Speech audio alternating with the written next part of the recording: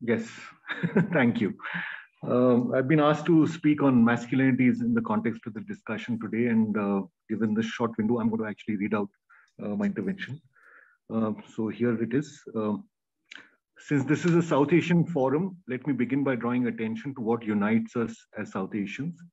Whenever this issue is raised, the good folks of this region point towards language, religion, spiritualism, music, cuisine, clothes, and other civilizational markers that provide the sense of a shared past, present, and probably futures. However, what we miss out on is our shared tryst with patterns of crime, patriarchy, forms of violence, corrupted justice and political systems, caste-based oppression, and communal mobilization. If anything joins us today into an unbreakable union, today it has to be hatred and violence. We simply are the United States of crime. And masculinities have a central role to play in this collapse we are witnessing around us.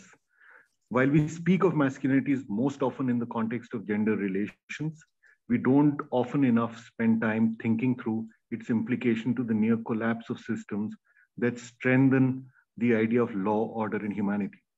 What we are seeing across South Asia today is a grand celebration of the triumph of masculinity in its most naked and vicious form.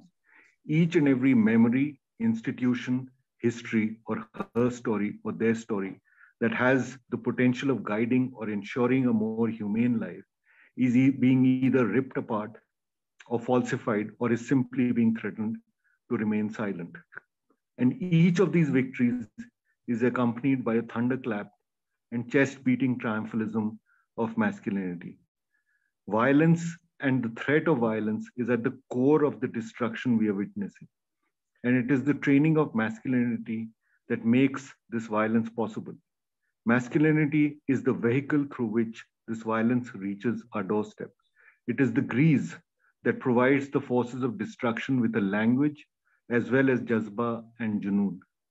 Without masculinity, all these forces would struggle hard to find a way to remain relevant. Their relevance and their triumph is possible only through the training ground of masculinity, which provides the vocabulary of domination, superiority, hatred, as well as the honing of skills that can unleash particular kinds of mass as well as domestic violence. We can, of course, go on and on about the curse of masculinity and its many manifestations. But the point is, what do we do about it? Or how do we confront it? We have to be grateful to feminist politics and theorizing for identifying the toxicity of masculinity. But unfortunately, that has not really translated into a movement that draws men into the charge against patriarchy and masculinity. The developmental model of this challenge has concentrated on the idea of making good men by making them more responsive and sensitive to domestic inequality. But is the feminist project to make good men, or for that matter, good women? The answer is obviously no. The feminist project has always been about creating a world that is not only gender equal, but also non-violent. It has been about resisting ecological destruction. It has also been about enhancing the reach of democratic principles across all social fault lines and borders. It is arguably the most beautiful vision of a gentler, kinder, and a more equal world.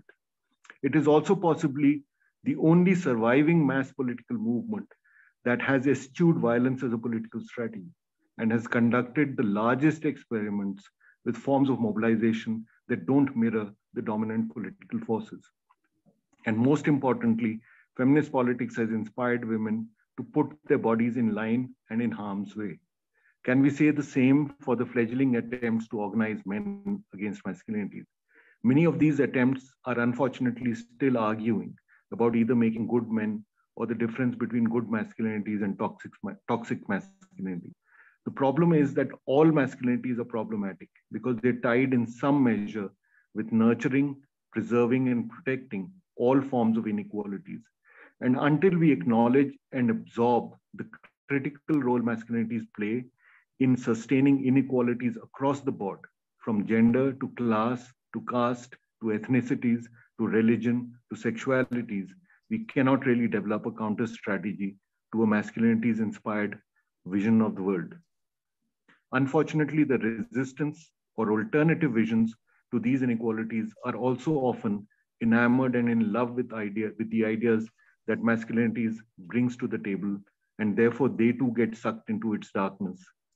The challenge to masculinities and a muscular vision of our futures is not going to come by changing the board game and forcing the opposition to follow our rules. It is going to come by a hard and critical look at our own movements and organizing principles, and ensuring that we don't share either philosophically or organizationally similar principles. Rahul, can you start wrapping up? Sorry. Yes, I'm done almost. The more distant we are from the organizing principles of masculinity, which are based on hierarchy, domination, superiority, violence, and hatred, more chances there are that we will not recreate or give rebirth to patriarchy and inequalities in another form. The key to moving from feminizing to humanizing is a healthy dose of feminist politics that offers no space for a masculinities-inspired vision of personal and organizational life.